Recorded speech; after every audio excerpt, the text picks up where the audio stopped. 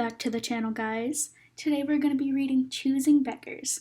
I'm actually having a great day because I know it's cringe, but I started a TikTok and it's actually pretty fun. I don't do dance moves, I do jokes, but I'm having a riot. I'm having an absolute ball. Now, on with the stories.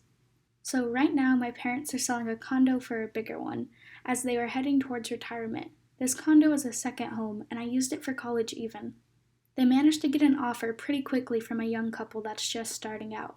As we are closing the sale though, they asked if we could throw some furniture in for free. We agreed, but this eventually snowballed into asking for everything. As in the spices, the dishes, the paintings, the kitchen appliances, heck, even a remove your shoes sign.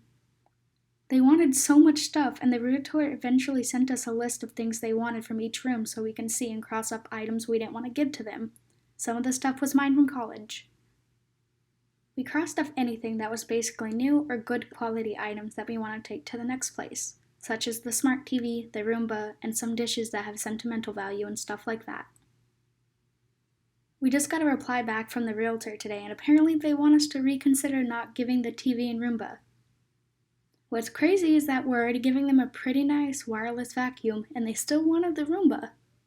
This is thousands of dollars worth of stuff that we are throwing in for free, as they are taking all the furniture except for my desk and chair, and they're still asking for a handful of items we want to keep.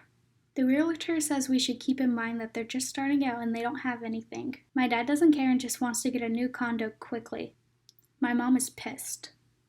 We might just give them a TV that's an older model, but bigger since it's been stored at a friend's house, 50-inch, but not a smart TV.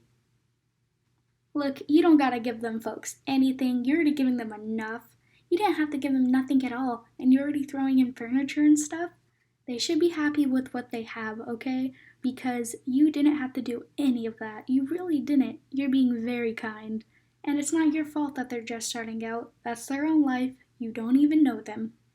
Time for the next post. CB demands I give her food because I shared with my friend, tries to get us in trouble with management. I'm in uni and my accommodation only offers small studios because of the pandemic. Everyone is pretty friendly and helping each other out, especially if someone needs help due to self-isolation. That's how I made friends with a girl on my floor. She picked up my groceries when I was sick one day. She'll be known as Sophie, fake name. So yesterday, I was making pasta with sausages and tomatoes. I had far too much for myself, so I texted Sophie to see if she wanted to come share my dinner. She came in, we were eating, laughing, and overall having a fun time. Then someone knocked on my door. I opened and entered CB, another girl on my floor, who lives just across from me. She's pretty annoying. One example of this is how she demanded that a guy had a panic attack more quietly. The audacity was real. So the conversation with her goes as follows. Okay, I'm going to give CB a little of a choosing beggar voice. Bear with me on the voices so you'll be able to tell who's talking. Got it? Got it. Love ya too. Hey CB, what's up? Hi, I just noticed a nice smell coming from here, and I'm in a bit of a trouble because I don't have much food left in the fridge.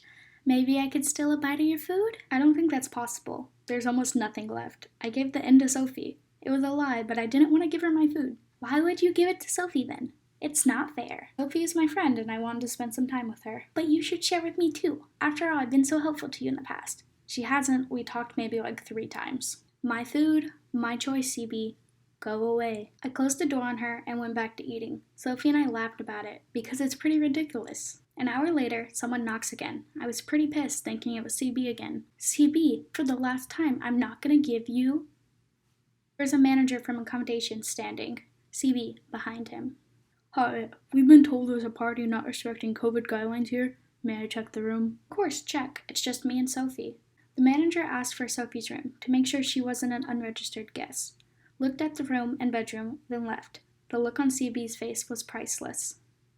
Again, you don't owe anyone your food. You don't owe anyone anything. Like, you can be nice and give it to them, but if you don't want to, then you don't have to. And calling the manager was kind of dangerous, to be honest, because you're just influencing more social interaction, which could spread COVID. So she's being pretty reckless. Okay, time for the third and last post. I'm not being raised right. So I've been trying to sell my bed for a week on Facebook Marketplace when this lady messages me. It was originally listed for $400. She asked to have it for $350, and I was fine with that.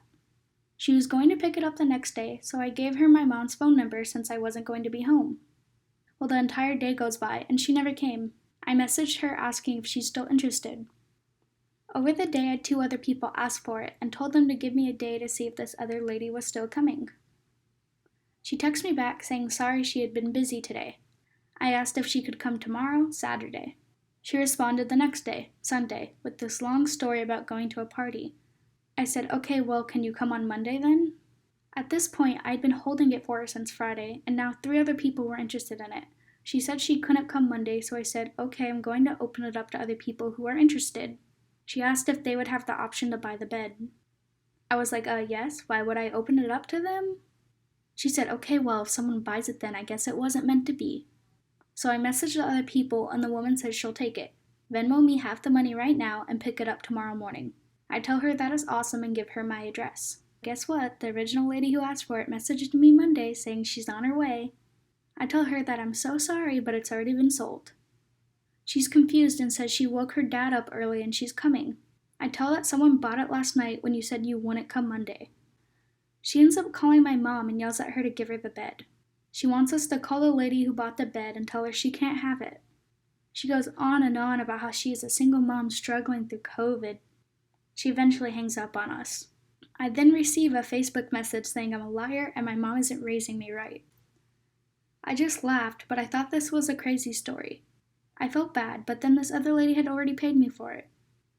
If she could come, why didn't she just tell me that? She told me she couldn't come Monday. I heard selling things on Facebook Marketplace is crazy because people act like this all the time. Honestly, is eBay better or is Facebook? I have no idea. I'm just glad I haven't been selling anything lately. I used to have an Etsy for cookies and stuff, but moving to the dorms I had to shut that down. So I haven't dealt with anyone. And I only dealt with one bad person, to be honest, and he wasn't that bad, but he sent me a message saying like the peanut butter cookies didn't taste like his mom's and that they're not right. And I was like, I'm sorry, I could not make them like your mom. Have a great day. Anyway, that's the end of the video. Thanks for watching. Don't forget to like and subscribe. Have a great day.